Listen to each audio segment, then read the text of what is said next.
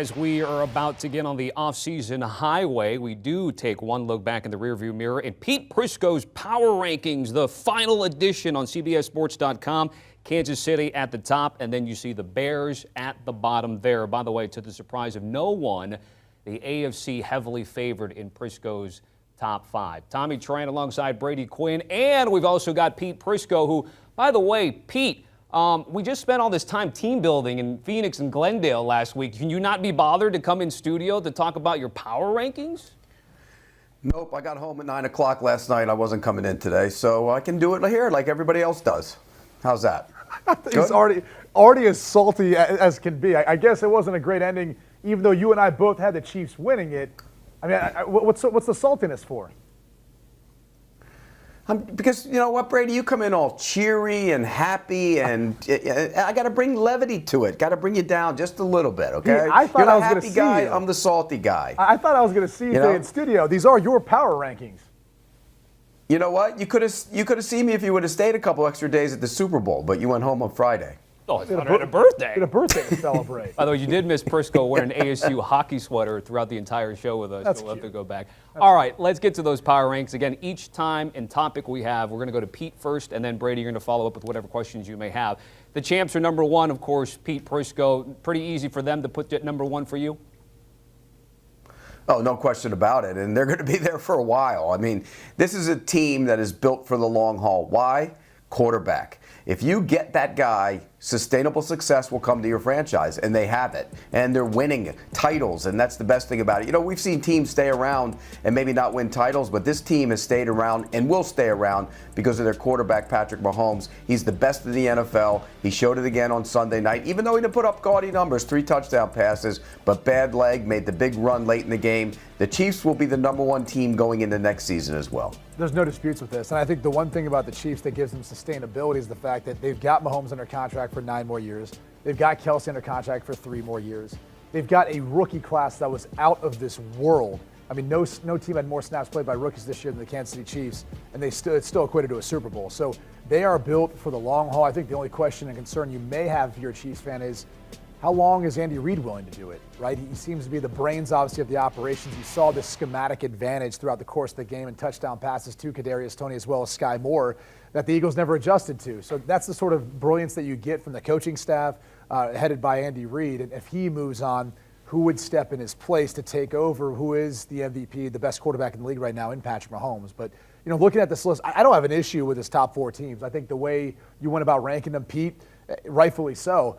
I think the interesting one starts at 5 for San Francisco, not because of the roster. I think you could make the case they might have a more talented roster than maybe Buffalo and Cincinnati. The question becomes quarterback, and I know that weighed heavily for you in these power rankings, so I'm curious, San Francisco at number 5, given they've got so many question marks around the quarterback position. Talk to me a little bit more about ranking them there. Well, you know what, Brady? These are kind of like, done off of last year, kind of with a little tad to a peak to next year. And you mentioned it. The quarterback position is definitely concerning for the 49ers. But again, I go back to something, and you've said it time and time again. Kyle Shanahan will get the best out of whoever plays quarterback for that team. And I think if it's Trey Lance next year because Purdy has the surgery and he's not ready to go, then I think you'll get the best out of him as well. Can Trey Lance take them to a Super Bowl? Who knows?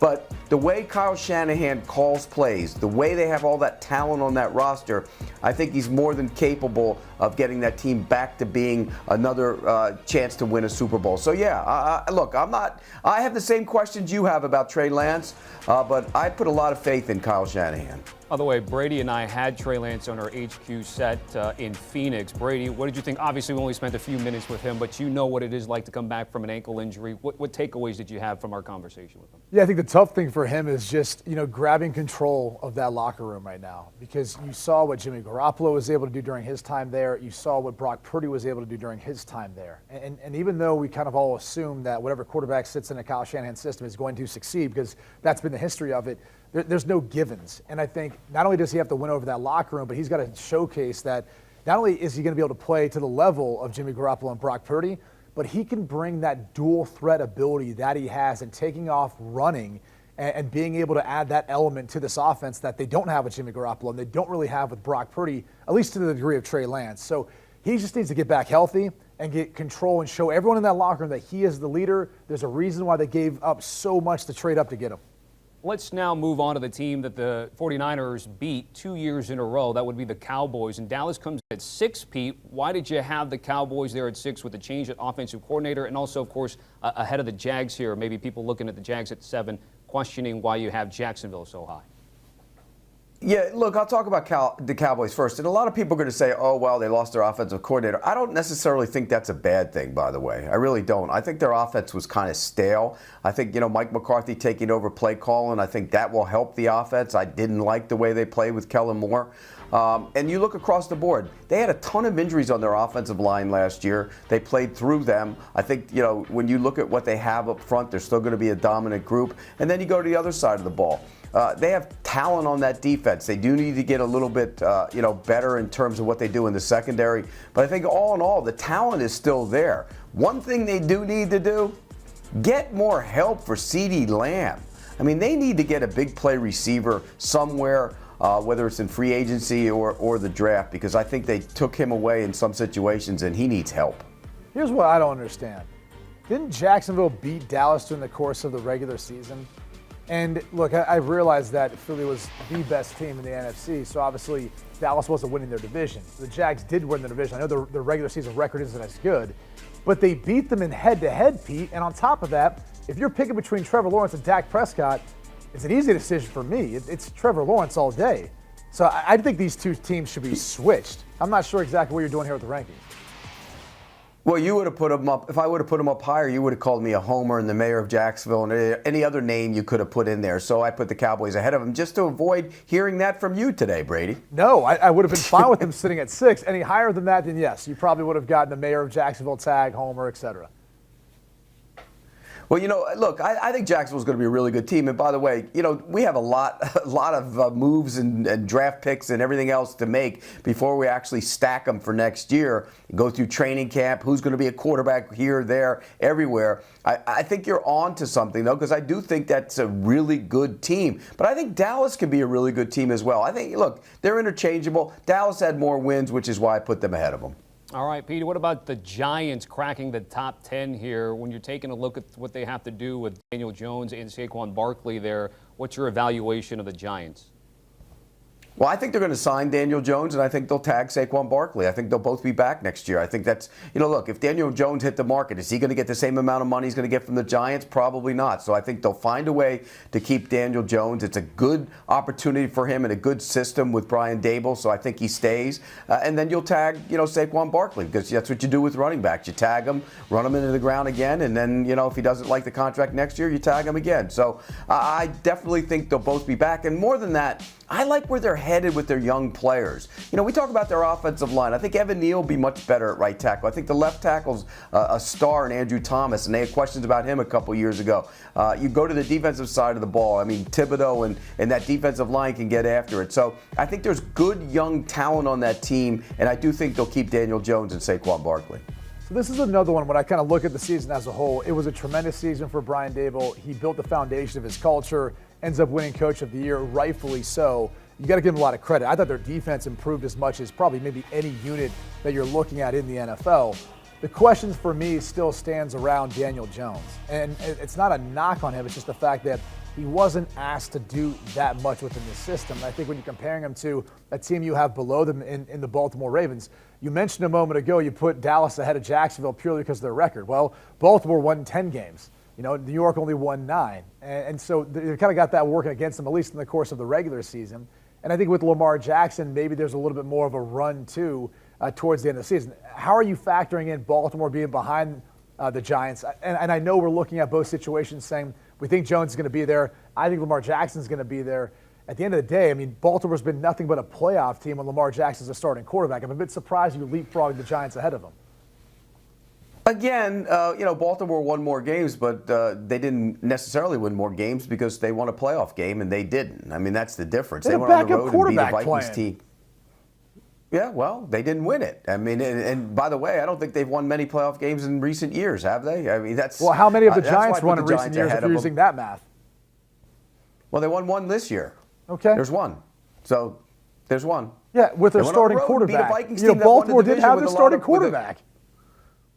Yeah, but they went on the road and beat a Vikings team that won a division with a lot of good wins under their belt. So look, I put the Giants ahead of them. The Vikings won more games and they split this season. Yes, the Vikings won the regular season, they lost in the playoffs, but still, like using this logic, it doesn't make a whole lot of sense where you have the Giants at. You probably should have Baltimore and Minnesota a little higher, and the Giants somewhere behind that. I'm not sure I buy into this so far. It was a great season for the Giants. I'm just saying, as you look into next year, wouldn't you say both those rosters are a little more intact? It's not really all about next year. It's kind of peak in the next year because you got to change things up a little bit when you do power rankings. Look, Brady, I could have done the power rankings after the season and compared them to this one, and you know what? If you played it out, you might not have moved anybody around, and we would have had no more talking points. How's that? I mean, it's your list, man. They just asked me to come on and ask some questions. I'm sorry you're getting so defensive about it. I'm not really defensive about it. Pick it apart. Pick more apart. I want more. Give me more. I need more. Maybe that's why he didn't want to come in here, Brady. He didn't want to have to stand at this wall here with this graphic here. Taking a look at his power rankings from 11 to 20. You've got some questions, Brady. A lot of questions. Start with them. 15 though first. Yeah, I mean, are you assuming Rodgers is there or isn't? I mean, they're 8-9 football team. They don't go to the playoffs. You've got them ahead of a Tampa Bay Bucks team that we know they won't have Tom Brady, but they did win their division and go to the playoffs. I mean, talk to me about how you're ranking this middle portion of the NFL in your power ranking. I know it's a difficult spot to be in, Pete, but talk me through this because I would assume either Rodgers retires or he's not a Packer next year. Is that your assumption? Well, look, the Bucs went to the playoffs, but they were not a good football team. The Packers didn't go to the playoffs. They're about the same team. So in the end, I'd rank them ahead of them. Did you think Tampa Bay was good? They won a division without a winning record. They weren't good. And I think when you looked at them, a lot of people said, "Oh my gosh, look at the Bucs." And the Packers got hot at the end of the year. I think by the end of the year, they were the better team. That not necessarily much better, but that's why I put them a couple spots ahead of the Bucs. Tampa Bay got to win at the end of the season to get in the playoffs. And again, they were a playoff team. They had the same exact record in the course of the season. I get it, but I thought at the end of the year the Packers were a better team. Okay, let's take that into account. The quarterback, I know, weighs heavily on you as you try to mix in your justification spinning this forward. Neither team may have the quarterbacks they had this past year. So how do you compare these two given where they're at? Because you're basically saying the Packers are going to probably have Jordan Love as starting quarterback. And for Tampa, you think it's either Derek Carr or a draft pick. Do you not think with this roster that it might not be better or they might not be a better team? If it's a draft pick, who's it going to be? They're going to go up and get one? Is it going to be Anthony Richardson? Is it going to be Will Levis? I mean, no. I don't. If they get Derek Carr, they'll be higher up to open the season because Derek Carr is a capable NFL quarterback.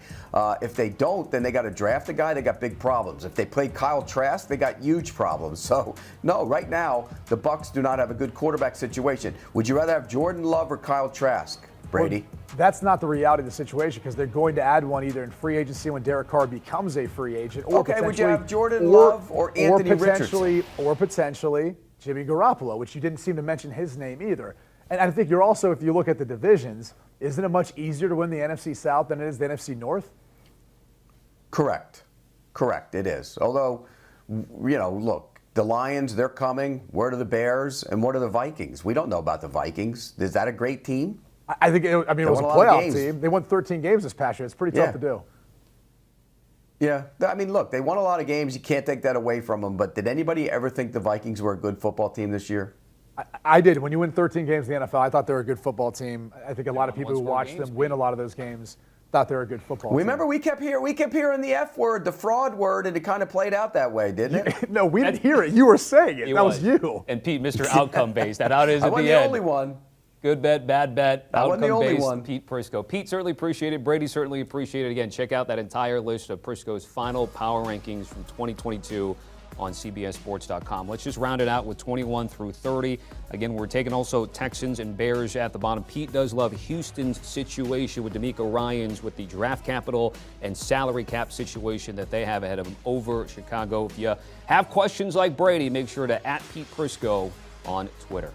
Do you want a sports network that delivers everything that matters about the game? The highlights, the picks, the instant analysis, no yelling, no fake debates, no politics. Hit the subscribe button and never miss a moment.